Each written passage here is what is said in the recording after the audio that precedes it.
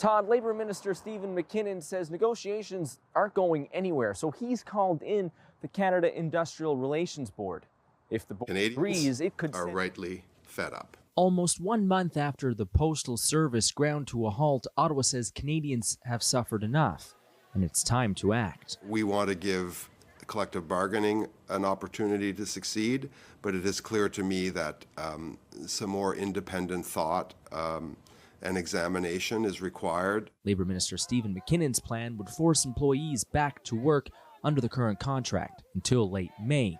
It would also order a comprehensive review of why negotiations fell apart. So we're calling a timeout? We're not children. We're adults who are at a bargaining table trying to negotiate collective agreements for 55,000 workers across this country. The Canadian Union of Postal Workers says it's an attack on workers' rights.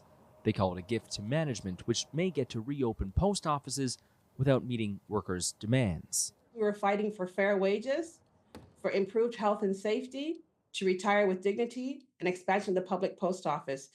Through many rounds of bargaining with government intervention, these things have been left on the table. Business groups say it might be too little too late.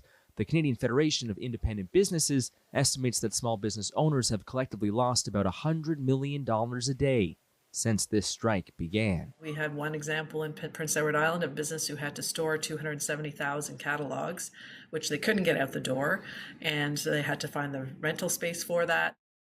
As for Canada Post, it says it's reviewing the minister's latest steps and is getting ready to reopen post offices as soon as possible. Todd. CTV's Garrett Barry in St. John's. Thanks, Garrett.